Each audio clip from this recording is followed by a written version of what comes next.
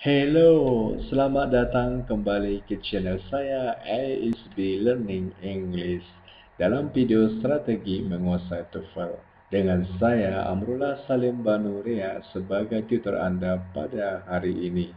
Ini merupakan video saya yang ketiga tentang TOEFL ataupun sebagai video skill ketiga. Mudah-mudahan video ini bermanfaat.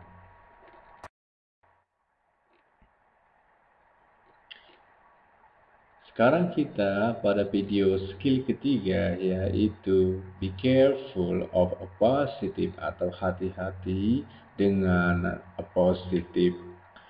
A positive ini sering membingungkan bagi peserta tes TOEFL dikarenakan a positive juga merupakan noun atau noun phrase.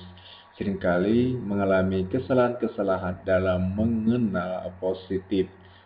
Kita sering menganggap bahwa opositif sebagai subjek sehingga jawaban kita sering mengalami kesalahan. Sebenarnya apakah opositif itu?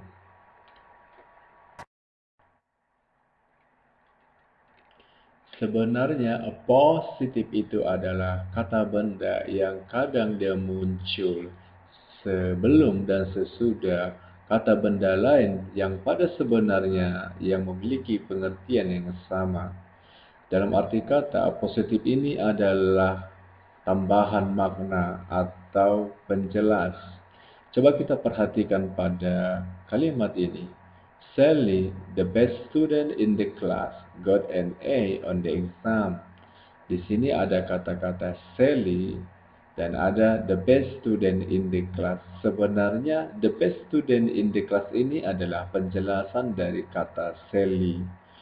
Maksudnya keterangan tentang si Sally. Di sini sebenarnya Sally sebagai subjeknya. Jadi the best student in the class ini adalah kalimat penjelas yang menjelaskan tentang Sally.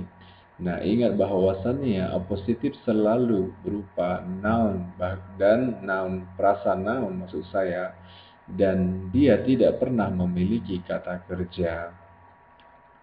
Nah, sebenarnya jika kata-kata Sally ini kita rubah menjadi the best student in the class-nya kita hilangkan menjadi Sally got an A in the exam. Sebenarnya artinya sama dengan Sally the best student in the class got an A in the exam. Sebenarnya tidak ada perubahan makna. The best student in the class hanyalah penambahan keterangan tentang si Sally yang menjelaskan tentang si Sally. Jadi sebenarnya dalam kesimpulannya positif ini adalah kesimpulan atau tambahan-tambahan dari subjek itu sendiri.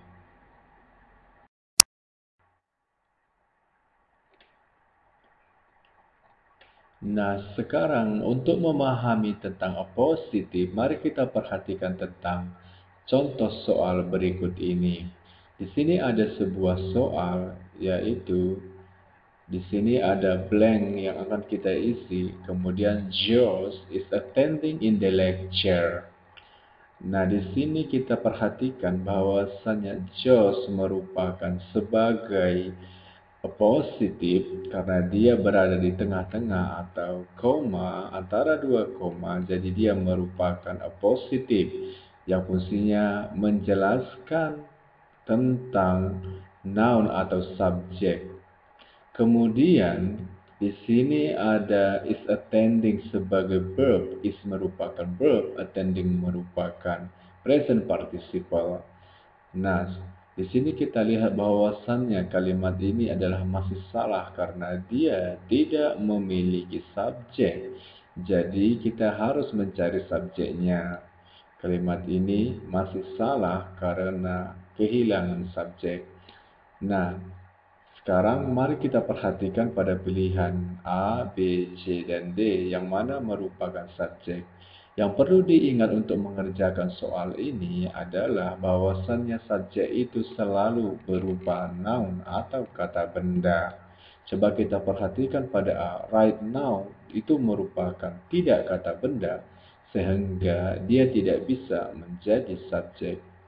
Kemudian bagian B, heavily merupakan bukanlah noun, dia tidak bisa menjadi subjek. Kemudian bagian C juga tidak bisa menjadi subjek dalam kalimat karena dia bukan noun. Dan terakhir adalah my friend merupakan noun sehingga ini bisa menjadi subjek. Sehingga jika dibuat ke dalam kalimat adalah my friend George is attending the lecture. Jadi di sini bahwa my friend adalah si George. Demikianlah soal nomor 1 ini. Nah, berikutnya coba kita masuk kepada soal yang kedua ini adalah Sarah really misses her basketball shots.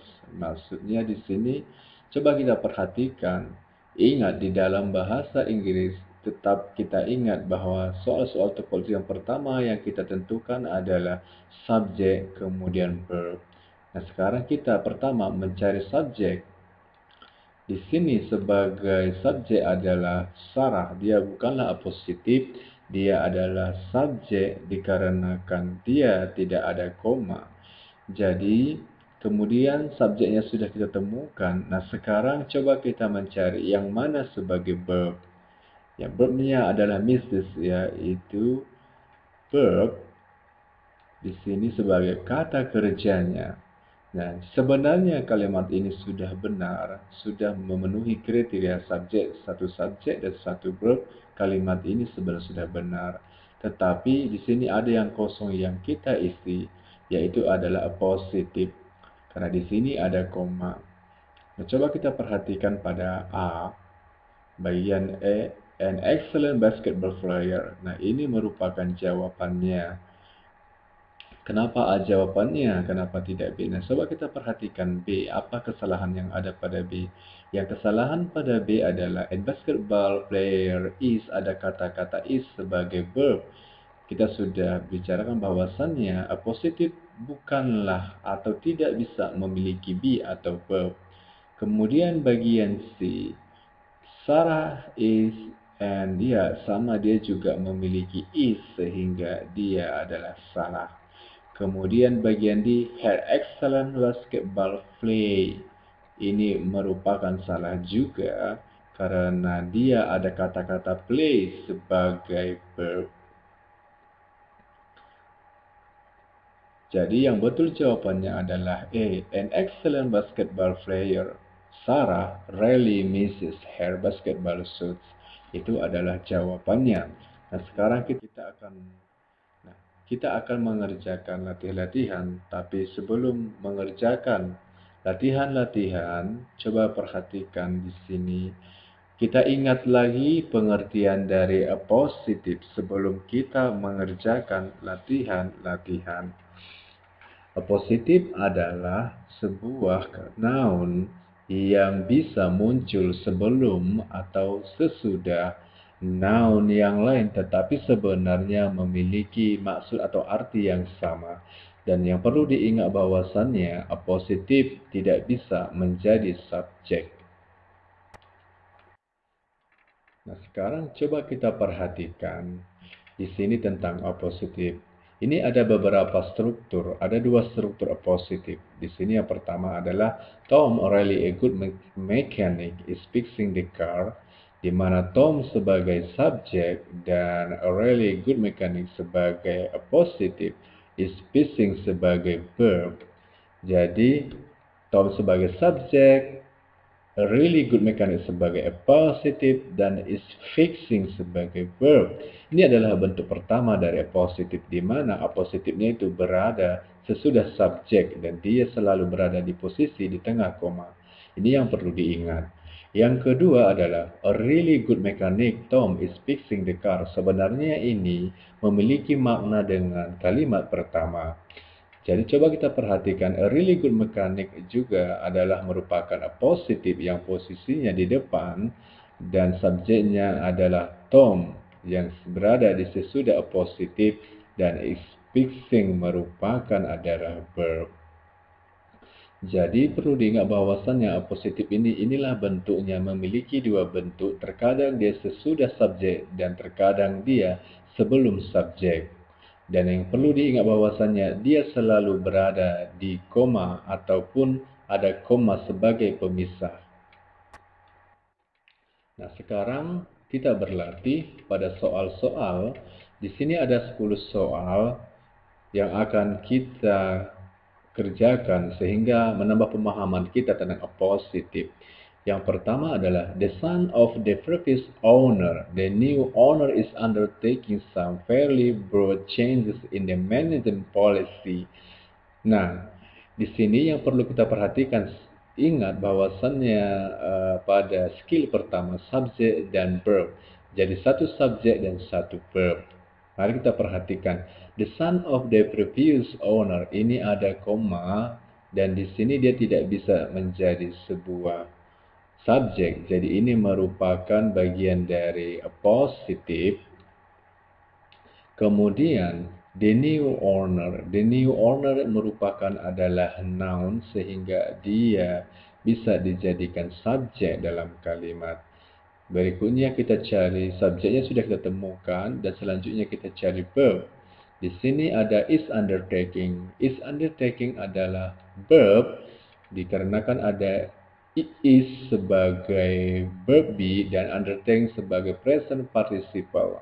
Jadi kalimat ini sudah benar, sudah memiliki satu subjek dan satu verb. Kalimat ini sudah sempurna atau benar. Berikutnya adalah soal kedua. Nah, pada soal kedua ini, coba kita lihat pada kalimatnya.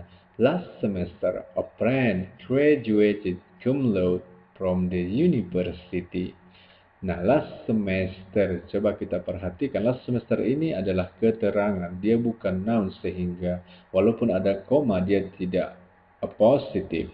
Kemudian a friend, kemudian ada kata-kata a friend. A friend ini merupakan appositive karena dia juga berada di posisi 2, dia juga adalah noun sehingga dia bisa menjadi appositive. Kemudian graduated merupakan verb atau kata kerja bentuk lampau atau past participle. Sehingga kalimat ini adalah salah karena dia memiliki verb tetapi dia tidak memiliki kata kerja. Jadi dia memiliki verb tetapi dia tidak memiliki subjek sehingga kalimat ini adalah salah. Jadi kalimat ini kehilangan subjek. Jadi kalimat ini salah. Sebenarnya kalimat ini harus Bob, a friend, graduated cum laude from the university. Inilah merupakan kalimat yang benar.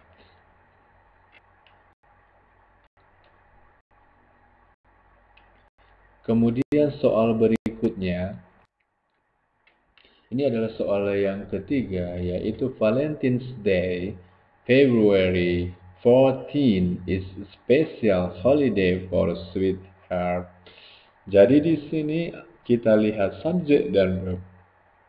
Nah, di sini sebagai subjek Valentine's atau Valentine's Day merupakan noun, jadi dia bisa menjadi subjek dan February 14 tidak, dia hanyalah positif sebagai tambahan dari Valentine's Day. Dia juga berada posisinya di antara 2, koma. Kemudian is ini adalah verb, kata kerjanya, sehingga kalimat ini sudah memiliki subjek, memiliki verb, jadi kalimat ini adalah benar. Soal berikutnya. Nah, sekarang kita pada soal nomor 4. At long last, the chief executive officer has decided to step down. Nah, di sini at long last ini merupakan preposisi karena ada kata-kata at. Jadi ini juga bukanlah appositive. Kemudian the chief executive officer ini merupakan adalah positif karena dia berada di antara 2 koma sebagai arti tambahan dari subjek. Nah, kemudian di sini has decided merupakan adalah verb atau kata kerja. Jadi kalimat ini sudah memiliki kata kerja. Yang hilang adalah subjek atau kehilangan subjek. Jadi kalimat ini masih dikategorikan salah. Nah, sebenarnya untuk membuat kalimat ini benar adalah kita memberikan subjek. yaitu seperti di bawah ini. Mr. Smith, the chief executive officer, has decided to step down. Kemudian kita pergi kepada soal berikutnya. Pada soal berikutnya, ini adalah soal nomor 5. Tonight, supper leftovers from last night did not taste any better tonight than last night. Nah, ini merupakan kalimat seperti pengerjaannya seperti kalimat sebelumnya. Yang pertama kita cari subjek. Tonight supper ini bisa menjadi sebuah subjek karena dia merupakan noun. Kemudian leftover from last night, iya, dia sudah jelas dia merupakan appositif karena dia berada di dua koma. Dia adalah appositif. Kemudian sekarang kita cari yang mana sebagai verb. Nah, di sini sebagai verb ada did not taste. Ini merupakan verb bentuk negatif dari simple past. Jadi kalimat ini sudah benar karena memiliki subjek dan memiliki verb. Kita kepada soal berikutnya. Nah, pada soal nomor 6. The only entrance to the closet, the door was kept locked at all the time. Ya, sekarang coba kita perhatikan mana sebagai subjek. The only entrance to the closet ini merupakan bukanlah subjek, ini merupakan a positive.